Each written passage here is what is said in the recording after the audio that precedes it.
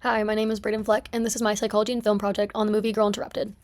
First, for her character description, the main character is Susanna Kaysen, and she's an 18-year-old female, and she comes from a affluent family who live in Cambridge, Massachusetts during the 1960s. She admits herself into Claymore, a psychiatric hospital, after a suicide attempt. Her parents have her speak to a psychiatrist, Dr. Crumble, and he tells her he thinks it's best that she goes to Claymore and sends her there in a cab, where she then willingly admits herself. She has many other issues and struggles that lead her to being admitted. For example, she struggles with identity confusion, emotional instability, strained relationships with her family, and she doesn't know what to do with her future. The setting and cultural context of this film is that it is set during the late 1960s in the US. This was a period of time where there was much political unrest with things like the Vietnam War and the Civil Rights Movement both ongoing. During this time, there was also a lot of stigma around mental health. Having poor mental health was seen as a weakness, and mental health treatment during this time was very much medicalized, and people were more often than not sent to mental institutions. Very intense and almost inhumane treatment techniques like electroshock therapy were also still very common at this time. Another thing is that sexist mental health stereotypes were also still very common. More often than not, women with mental health issues would be labeled as unstable or even hysterical instead of being recognized as people who actually needed help. Okay, now for the diagnosis. Susanna is diagnosed with borderline personality disorder, and borderline personality disorder, or BPD, is a DSM-5 personality disorder that can be defined by a chronic pattern of instability. This instability can manifest in many different places, such as one's interpersonal relationships, mood, self-image, and behavior that can interfere with social functioning or work. The diagnosis and context is that during the 1960s in the US, personality disorders were not as well researched as they are today, so they were often misunderstood. BPD was less formally defined because BPD wasn't even introduced into the DSM until 1980. And then there was also stigma around women with mental health problems at this time.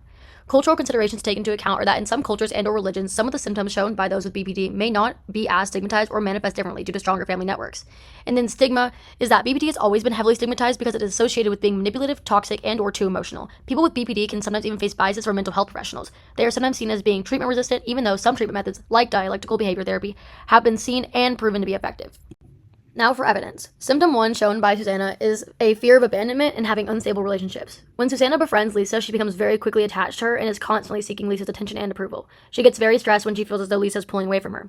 An example from the movie where this symptom is displayed is towards the end of the movie when Susanna is about to leave the hospital. During Susanna's very last night, she can't sleep and eventually finds Lisa reading her journal as well as sharing its contents with Polly and Georgina in an attempt to get them to turn against Susanna. This leads Susanna to have an extreme emotional response as she goes from more calm to extreme anger and sadness as she lashes out at Lisa for the very first time. In this scene, Susanna isn't just hurt because Lisa was being rude to her, but because she feels almost unworthy and abandoned due to Lisa's betrayal, especially because she had at one point thought that she could really trust Lisa.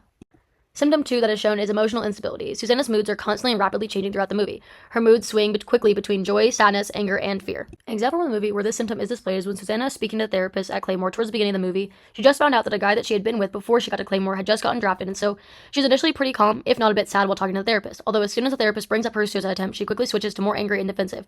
When talking about her suicide attempt, she goes on about how she was just trying to get rid of her headache, but never admits if it was or was not an intentional attempt to take her own life. She starts getting more and more frustrated as the session progresses and becomes angry about the fact that she is in the mental hospital, even though she did technically sign herself in there. A weak symptom displayed by Susanna is chronic feelings of emptiness. Although there are times in the movie where Susanna mentions that she feels lost or numb, these feelings are not as strongly emphasized or portrayed by her in comparison to the other symptoms she has. Now for the treatment plan. I would propose the use of dialectical behavior therapy. BPD is the only personality disorder that has a manualized/empirically validated treatment protocol. Why is this type of treatment appropriate? DPD is meant to focus directly on emotional dysregulation and relationship instability. DPD also puts an emphasis on helping one to build a more stable sense of self and introduce them to coping mechanisms for intense emotions, without resorting to self-harm and or self-destructive behaviors. Ethical concerns are the need for highly trained clinicians. DPT is a highly complex form of therapy that requires specialized training and experience. A clinician who is improperly trained or inexperienced could potentially harm patients as well as hinder their progress. Situational, cultural, and societal barriers are that during this time in the 1960s, therapies like DPT did not exist yet. People were often institutionalized for long periods of time, sometimes longer than needed, which could lead to their symptoms worsening because they gained a sense of dependency, as well as a loss of autonomy due to their extremely extended stay. And women with psychiatric disorders also face more stigma, which could make integrating back into society more difficult. Now for broader perspectives. The portrayal accuracy of the movie is that it does a pretty good job of portraying a person who has BPD, especially with the emphasis on the emotional/mood swings and unstable relationships.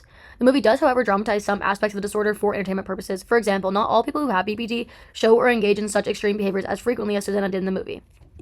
In this film's influence on our understanding of disorders, movies like this one really help to show that people with mental illness are still human and are not just crazy people. This is because the movie introduces you to many complex and relatable characters, which helps to break the stereotypes generally placed on those with mental illness. On the other hand, this kind of movie can, sometimes without meaning to, reinforce the negative stereotypes that people hold about those with mental illness.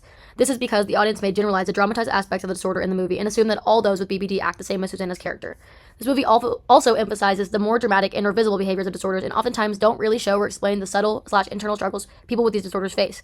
This can lead to more public misunderstanding of these disorders as they expect all signs of mental illness to be visible and clear behaviors when oftentimes the signs are not actually that noticeable. Thank you for listening to my psychology and film project and my analysis of Susanna Kaysen's character.